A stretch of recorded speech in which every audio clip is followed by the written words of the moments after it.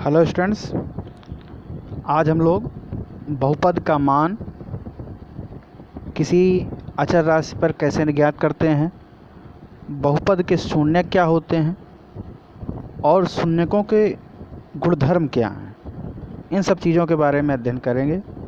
तो let's start.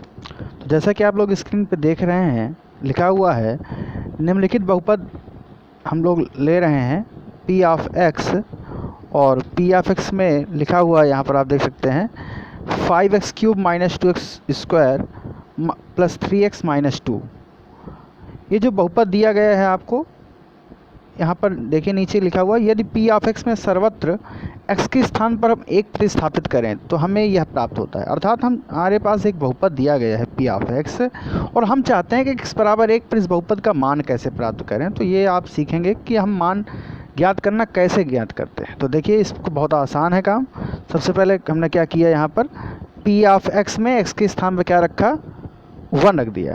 तो कहाँ रखेंगे, x के स्थान पर रखेंगे, इस बात को ध्यान रखेंगे आप। देखिए हमने क्या किया, यहाँ पर ध्यान दीजिए 5x³ था तो 5 × 1³ हो गया, चूँकि x के स्थान पर हमें रखना है, -2 × 1² + 3 × 1 - 2। अब इसको हम सॉल्व करते हैं तो 5 × 1³ देखिए 1³ क्या होता है, 1 होता है, और 1 का मल्टीप्लिकेशन 5 के साथ करेंगे तो 5 ही आएगा। तो इसलिए यहाँ नीचे भी 5 ही लिखा हुआ है। -2 × 1² 1 होगा, 1 का मल्टीप्लिकेशन 2 के साथ 2 ही आएगा। तो 5 - 2, इसी प्रकार से +3 - 2, जिसको सॉल्व करने पर क्या आता है आपका +4 आ जाता है।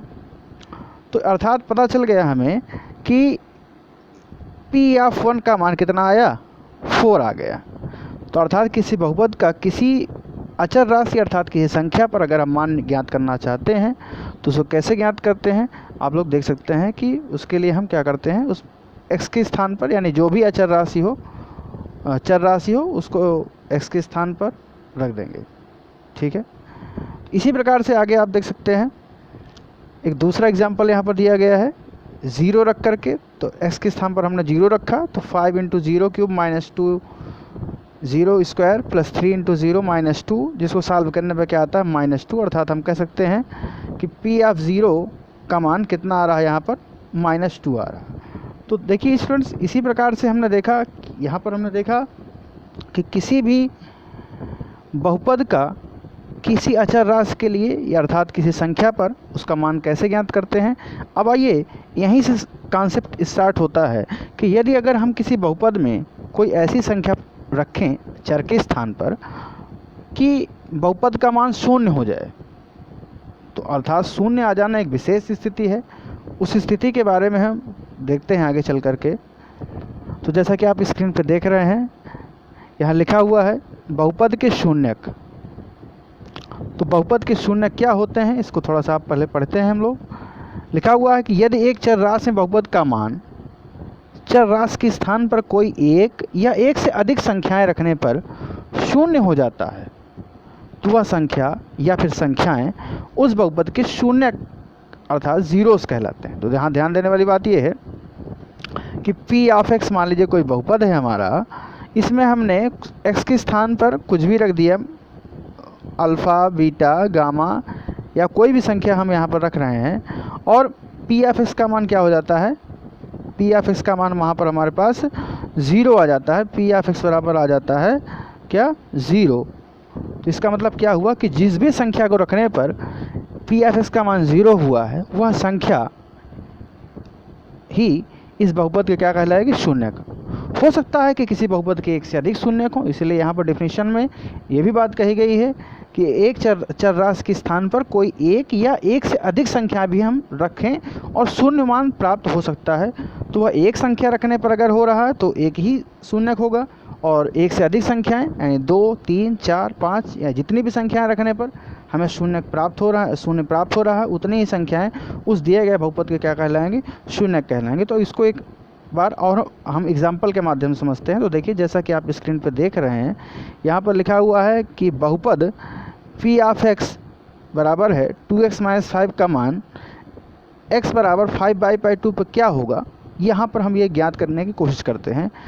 तो हम देखते हैं कि अगर हम x के स्थान पर यहाँ पर x के स्थान पर हम यहाँ पर क्या रखें 5/2 रखेंगे तो इस बहुपद क्या मान हो जाएगा, शून्य आ जाएगा। जैसा कि आप यहाँ देख सकते हैं कि x के स्थान 5/2 रखा गया तो 2 इंटू एक्स के स्थान 5/2 माइनस 5, 2 से 2 कैंसिल, 5 माइनस 5 बराबर 0 आ जाता है।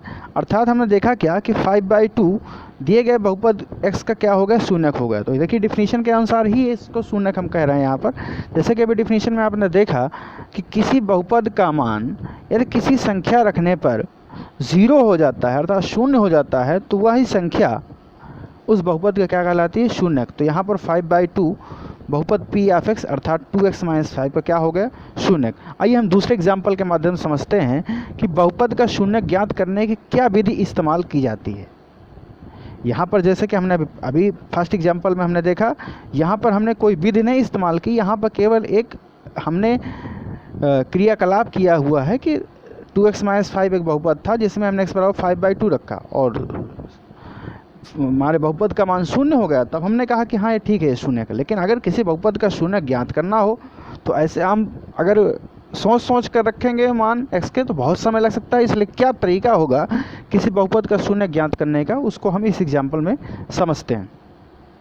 तो देखिए इस बहुपद में क्या लिखा हुआ है, यहाँ पर बहुपद q ऑफ x बराबर है x+3 का शून्य ज्ञात कीजिए। ये हमारा क्वेश्चन होगा इस तरीके से। और हम क्या करेंगे, लिखेंगे क्या, शून्य ज्ञात करने के लिए q ऑफ x बराबर 0 रखने पर अर्थात x+3 बराबर हम 0 रखते हैं तो x+3 बराबर 0 तो x बराबर क्या आ गया, -3। स्पष्ट है कि -3 इस q ऑफ x का क्या होगा, शून्यक होगा। अब अगर हम यहाँ चाहें कि जांच करना चाहें कि क्या -3 इस q ऑफ x का शून्यक है कि नहीं, तो बहुत आसानी से जांच कर सकते हैं। जैसे कि आप देखिए q ऑफ x बराबर कितना है, x+3 है। यहाँ पर हम क्या रखते हैं, क्योंकि x के स्थान पर -3 रखेंगे तो -3 + 3 कितना हो गया, 0 आया कि नहीं आया। तो अभी डिफिनीशन के अनुसार क्या हुआ, -3 q ऑफ x का क्या हुआ, शून्यक हुआ। तो इसीलिए कहा गया है कि -3 q ऑफ x का क्या हो गया, शून्यक। तो यहाँ पर हमने इस एग्जाम्पल के माध्यम से ये देखा कि किसी दिए गए बहुपद का शून्यक कैसे ज्ञात किया जा सकता है। एक बात और यहाँ ध्यान देने वाली है कि जो बहुपद हमने यहाँ एग्जाम्पल पे तौर पे लिया हुआ है वो एक घाती अर्थात रैखिक बहुपद है। अगर हमारे पास द्विघाती, त्रिघाती या चतुर्घाती या कोई भी घात का बहुपद आता है और उसका शून्यक हमें ज्ञात करना होता है तो हम सदैव इसी विधि का इस्तेमाल करेंगे। उस बहुपद को शून्य के बराबर रख देंगे जिससे बहुपदीय समीकरण प्राप्त होता है। जी हाँ, एक बात नया वर्ड आया है वो बहुपदीय समीकरण। तो दरअसल ये q ऑफ x बराबर 0 ये क्या कहलाएगा, बहुपदीय समीकरण कहलाएगा। दरअसल हमने बहुपद को शून्य के बराबर रख करके एक बहुपदीय समीकरण प्राप्त कर लिया है और इस बहुपदीय समीकरण को ही हम हल करके उसमें जो उपस्थित चर राशि है उसके मान प्राप्त करते हैं। हो सकता है कि उस चर के मान 1 आए, एक ही मान आए, या हो सकता है 1 से अधिक मान आए, 2, 3, 4 कुछ भी हो सकते हैं मान। तो जितने मान आएंगे वही उस दिए गए बहुपद के क्या होंगे, शून्यक होंगे। आशा करते हैं कि आप लोगों को समझ में आया होगा। इसके बाद हम आगे देखते हैं इस शून्यक पर आधारित कुछ विशेष बातें जो हमें जाननी चाहिए। जैसे नोट पर यहाँ पर दिया हुआ है, आप लोग स्क्रीन पर देख सकते हैं कि फर्स्ट पॉइंट में कहा गया है कि प्रत्येक बहुपद का कोई ना कोई शून्यक हो, यह आवश्यक नहीं है। अर्थात हम ये कह नहीं सकते कि कोई भी बहुपद दिया गया है तो उसका शून्यक होना निश्चित है, ऐसा आवश्यक नहीं है। अर्थात यह संभव है कि किसी बहुपद का कोई शून्यक ना हो या फिर उस बहुपद का कोई वास्तविक शून्यक ना हो। देखिए दोनों स्थितियाँ उत्पन्न हो सकती है। यहाँ पर हो सकता है कि उस बहुपद का कोई शून्यक हो ही ना, और या अगर हो भी रहा है तो वास्तविक शून्यक ना हो रहा, कोई काल्पनिक शून्यक आ रहा हो। हालांकि काल्पनिक शून्यक कहना या काल्पनिक संख्या कहना अभी आपके सिलेबस में नहीं है, फिर भी हम आगे चल कर के इसको और अच्छे ढंग से समझते हैं। हम यहाँ पर यूँ भी कह सकते हैं वास्तविक शून्यक ना होने का अर्थ हम ये भी कह सकते हैं कि शून्यक का अस्तित्व नहीं है, हम ये बात भी कह सकते हैं। तो यहाँ पर खैर कोई परेशान होने वाली बात नहीं, ये तो एक विशेष स्थिति है जिसे हम समझ रहे हैं यहाँ पर। आइए नेक्स्ट देखते हैं। नेक्स्ट पॉइंट पे इस पर कहा गया है, दूसरा पॉइंट देखिए क्या कहा जा रहा है। कहा जा रहा है कि बहुपद के एक से अधिक शून्यक हो सकते हैं।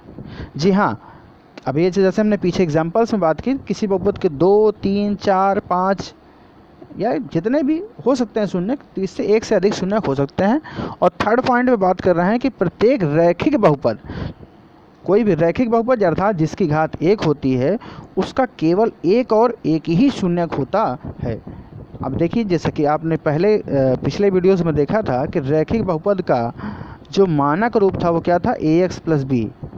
अब ये इस बहुपद का मानक रूप है ax प्लस बी, रैखिक बहुपद का। इसका अगर हम शून्य ज्ञात करना चाहते हैं तो क्या करेंगे, बराबर 0 रखेंगे। यहाँ से हमारे पास क्या आएगा, ax बराबर माइनस बी और x बराबर क्या आ जाएगा, माइनस का b अपान ए, माइनस का b अपान ए आ जाएगा।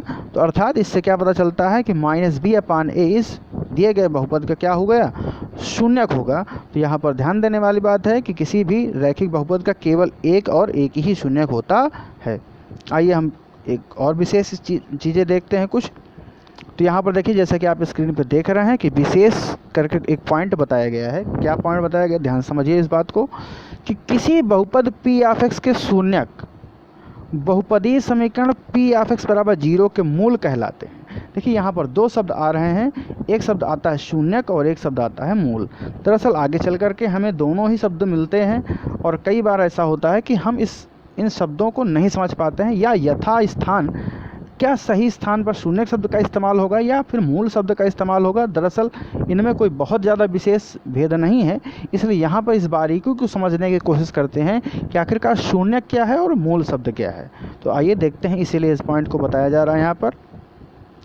तो देखिए, जैसा कि एग्जाम्पल पे कहा जा रहा है कि बहुपद है आपका p of x 2x minus 5।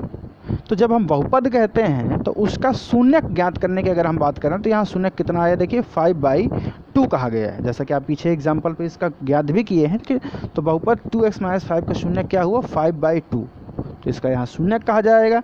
जबकि हमने नीचे देखिए क्या किया हुआ, एक बहुपदीय समीकरण बनाया हुआ है। तो बहुपदीय समीकरण जो बना हुआ है वो p ऑफ x बराबर 0 को रखा गया है, बराबर 0 रख दिया गया है। अब इसको हम हल करते हैं तो हल करने पर क्या मिला, अर्थात 2x माइनस 5 बराबर 0, तो 2x बराबर 5 अर्थात x बराबर 5/2। तो हल करने पर क्या मिला, हमारे पास x बराबर 5/2 मिल गया।